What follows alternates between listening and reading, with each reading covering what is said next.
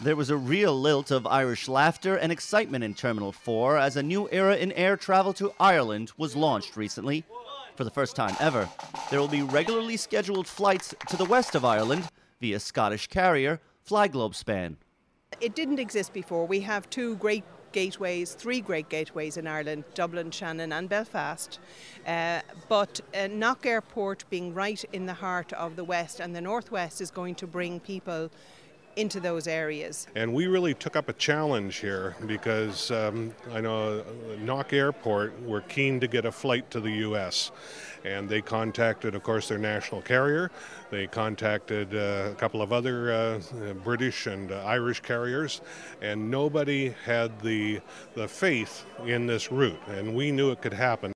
It's a service that is expected to reap big benefits on both sides of the Atlantic, with Mayor Mike Bloomberg playing a key role in securing the air route, cutting through red tape in an effort to lure Irish tourists and shoppers to New York City. Flew his own plane in, and in a very brief meeting, basically the mayor said, well, why not? And they said, well, because of varied regulations on the U.S. side. And, well, within days, the plan of action was there. The mayor came over and actually, through his first deputy mayor, Kevin Sheehy, absolutely in record time cleared every obstacle. But the move will also benefit Irish immigrants and Americans with relations in Ireland as well. With an historically low fare to the island during the start of the peak tourist season, the inaugural flight saw many Bronx Irish visiting family and friends. Yeah, it means an awful lot to us because it's much nearer than Shannon. We had to travel from Roscommon to Shannon, and my daughter is delighted that she hasn't to drive. She doesn't have to drive that far. Well, it'll mean an awful lot to people in the west of Ireland, mid-Ireland, Midwest, all over Ireland. They're travelling to Knock anyway. So it's going to be a boost to Knock and boost the west. Soon after the inaugural flight from Ireland touched down, American Ambassador Thomas Foley greeted the chairman of Ireland West Airport Knock, Joseph Kennedy. Foley was booked on the flight to Ireland, and Kennedy, in appropriate Irish style, serenaded the plane and passengers with a fond farewell. Sweet Irish lips will bless me, and an Irish heart will caress me. When it's moonlight in Mayo. Second verse, totally different words. To be on an inaugural flight from my hometown now in Ireland, in Knock, County Mayo. It's now called Ireland West Airport Knock. But we changed the name of the airport from plain Knock to Ireland West Knock Airport because there's 60 or 70 million people in Britain and a lot of people in Europe, of course, and they wouldn't know where Knock was, so they now know that Ireland West is where Knock is.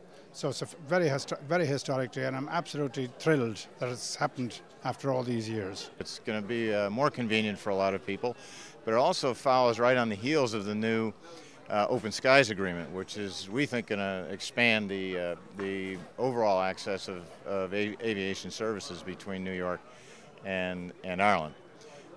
So I think it'll be more Irish coming over and more Americans going over to Ireland. So it's a great thing for both countries. With a flight time of just under 7 hours, there was lots of time to reflect on similarities that the Bronx and our destination in the west of Ireland share.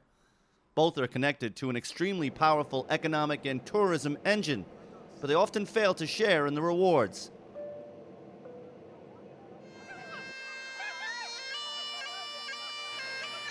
I arrived with a junket of American journalists and tour operators to a warm welcome at Ireland West Airport Knock, ready to embark on a whirlwind tour of the region.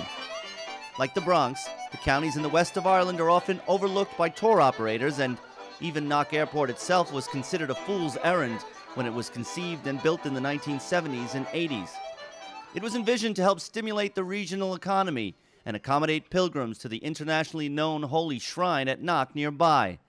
The historic flight in from America went a long way in realizing that airport's original goals. Written across the airplane is the slogan, "Across the Universe." Effectively, we're now linked with the US and all the market, the ethnic market, all the various people who are connected with the west of Ireland.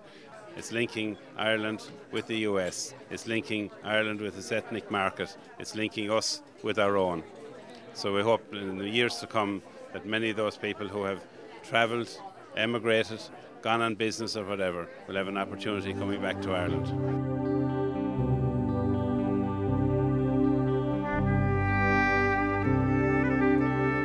While in Ireland, the picture-perfect weather provided the backdrop for this ancient and awe-inspiring landscape.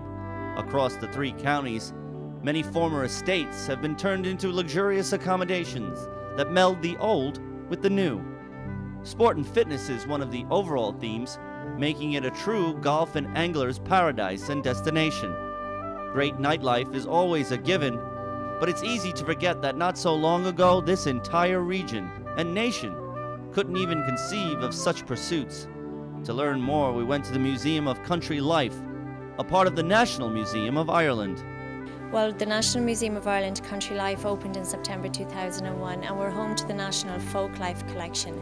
So many Americans or Europeans or even Irish people will feel connected to this museum here because it tells the story of how Irish people lived between 1850 and 1950. So I'm sure many of your listeners will actually remember stories, maybe their Irish grandmother telling how they made their traditional crafts or made traditional bread or carried out their daily lives, and that's what this museum is about. It tells the story of how those people lived in that period. The west of Ireland is one of the forgotten treasures, or the undiscovered treasures really I should say, of Ireland. We're not like Kerry or the south coast in that we have a huge amount of visitors. We're growing in popularity all the time, but I think what's attractive and what's unique about the west of Ireland is that it is untouched. A lot of it is untouched.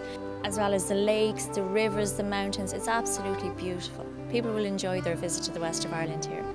While not meaning to sound cliched, a trip to Ireland really is a visit to a magical place, and one whose images and memories will stay with me forever.